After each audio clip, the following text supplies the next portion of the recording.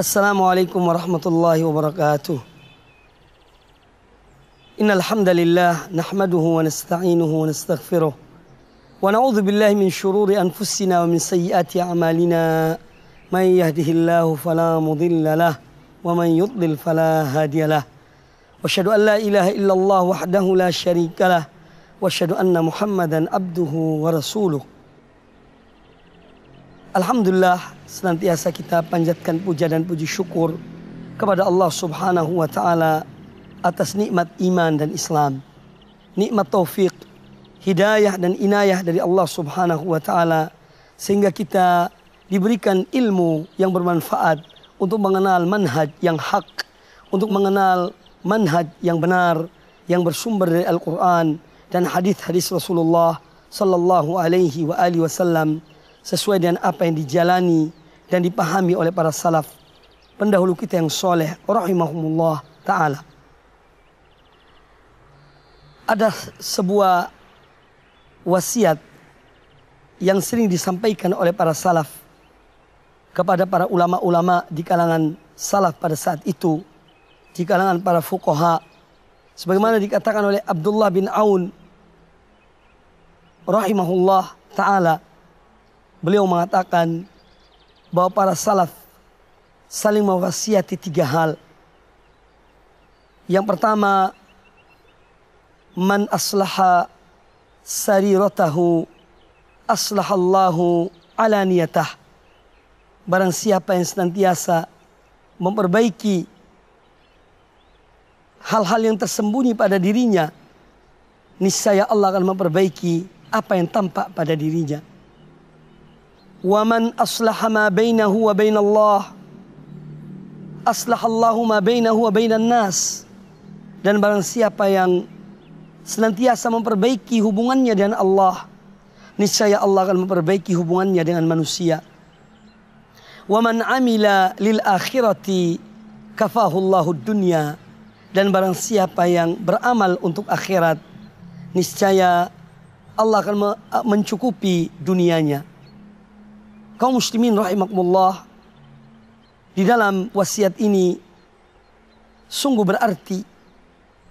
Wasiat yang pertama, barang siapa yang senantiasa memperbaiki hal-hal yang tersembunyi dalam dirinya, niscaya Allah akan memperbaiki apa yang tampak pada dirinya.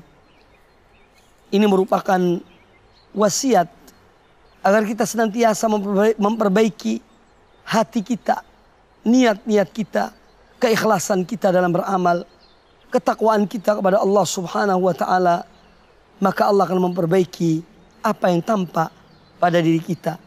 Allah akan memperbaiki perbuatan-perbuatan kita. Allah akan memperbaiki akhlak dan moral kita. Allah akan memperbaiki muamalah kita kepada manusia. Karena dan memperbaiki hati dan memperbaiki niat-niat kita, keikhlasan kita, ketakwaan kita, maka Allah Ta'ala akan memperbaiki apa yang tampak pada diri kita. Kemudian wasiat yang kedua yang disampaikan oleh mereka para salaf adalah man aslaha ma bainahu wa bainallah aslahallahu ma bainahu wa bainan nas. Barang siapa yang senantiasa memperbaiki hubungannya dengan Allah, niscaya Allah akan memperbaiki hubungannya dengan manusia.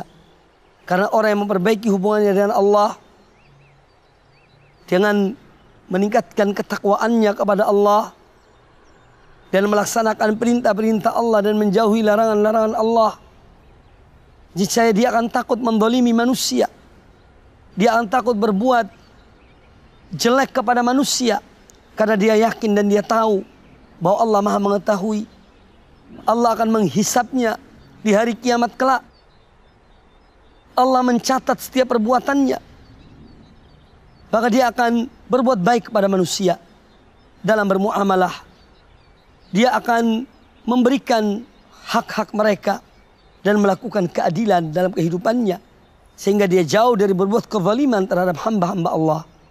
Karena hubungannya baik dengan Allah Subhanahu wa Ta'ala.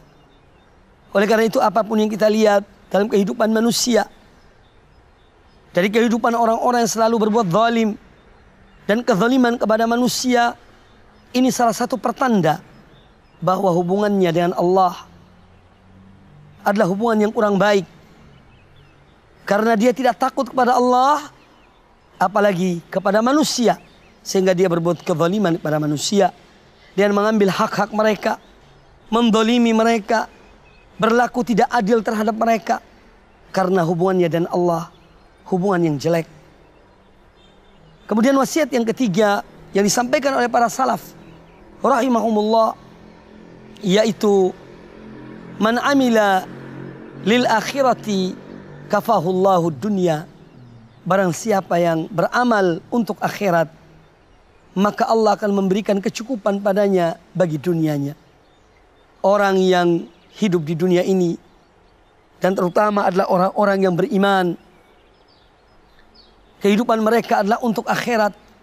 Dunia mereka jadikan sebagai tempat untuk melintasi, sebagai jembatan untuk melintasi dunia ini menuju kepada negeri akhirat yang menjadi idaman bagi orang-orang mukmin dan orang beriman.